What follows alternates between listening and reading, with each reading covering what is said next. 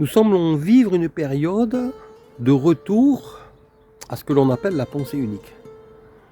Alors cela est très paradoxal pour moi qui ai enseigné d'un côté l'allemand, mais également le russe à la fac de Toulon-la-Garde. Car la pensée unique, le totalitarisme, n'est pour moi pas quelque chose de sensible, mais quelque chose de théorique, de technique, que l'on explique de manière très précise. Il ne s'agit pas de dire nous ne sommes plus en démocratie, nous sommes en dictature. Cela relève du ressenti. Et c'est bien d'avoir un ressenti. Par contre, en ce qui me concerne, j'ai une analyse très précise, ayant vécu moi-même le totalitarisme en Union soviétique en 1980.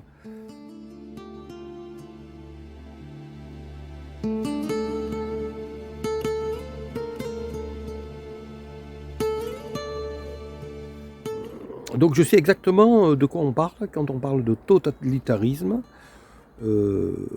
Et je dirais qu'il y a une certaine gradation dans ce mécanisme.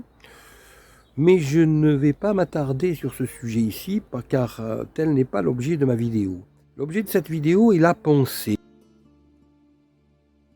Avant d'en arriver au totalitarisme, il faut bien comprendre que la population est prête.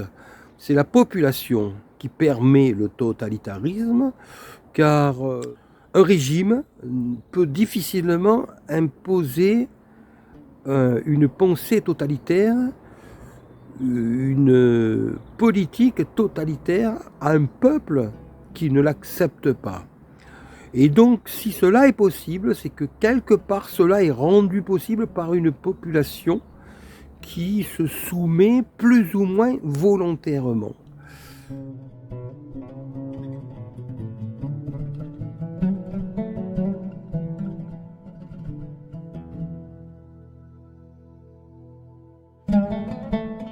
Et dans cette vidéo, c'est ce thème-là que j'aborde, ce thème de la soumission volontaire. La soumission volontaire est à mon sens ce qu'il y a de pire, car c'est le ferment d'un totalitarisme à partir du moment où la population est docile, est soumise, et qu'il n'y a plus qu'à mettre en place les structures sociales pour confirmer cet état de soumission personnelle dans laquelle sont les gens. Et pour illustrer cela, il y a une chose très simple à analyser, c'est la pensée.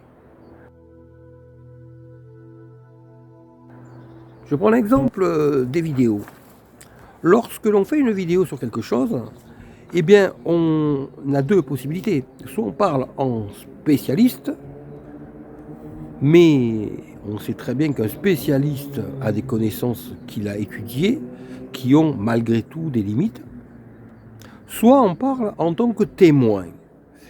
Et nous vivons une époque où on essaie de faire taire tout témoignage. Et cela est le signe d'une dictature de la pensée qu'il faut absolument combattre. On peut être témoin de quelque chose sans être obligatoirement spécialiste. On peut par exemple faire un rapport de ce que l'on a vécu en tant que personne qui a eu le Covid,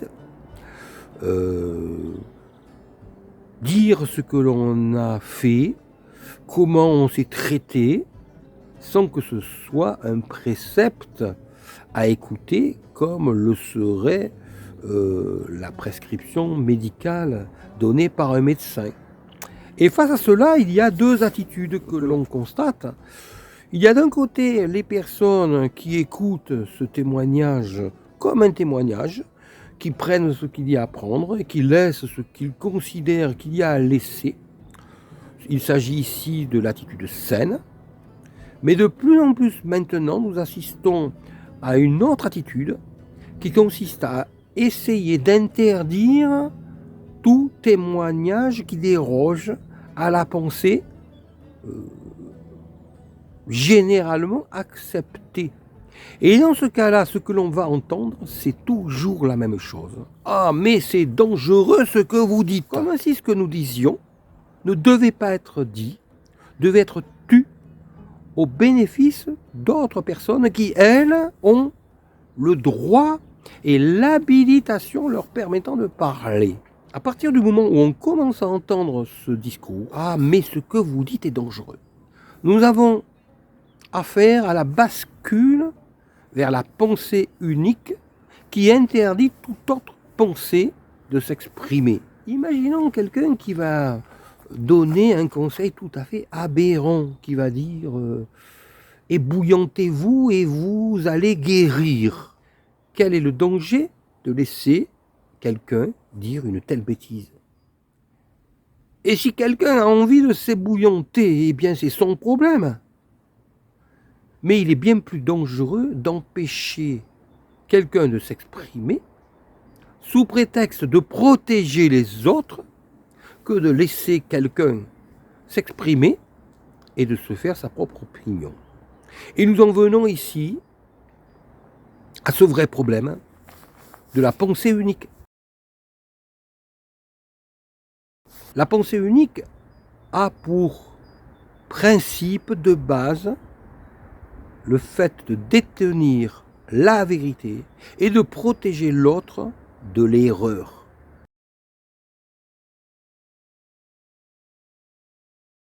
Et cela est ce qui a toujours fait fonctionner les sociétés totalitaires.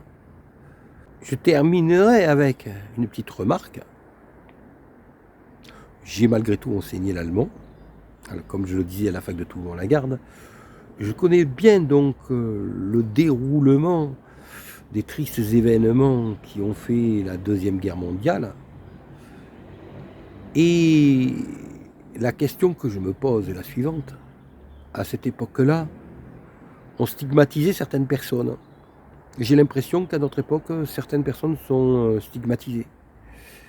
Et pire, malgré toute l'horreur de ce qui a eu lieu voici 70 ans, je n'ai pas le souvenir qu'il ait été envisagé que l'on interdise à certaines personnes de pénétrer dans des magasins d'alimentation pour manger.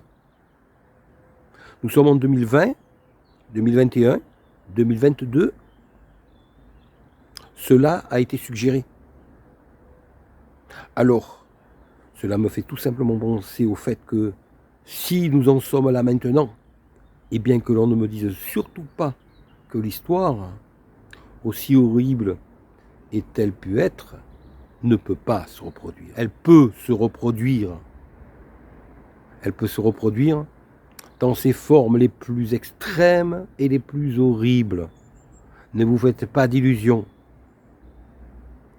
Ce qui s'est passé, voici 70 ans, peut de nouveau se passer, sous une autre forme. Mais cela peut de nouveau se passer. Et nous avons intérêt à rester extrêmement vigilants.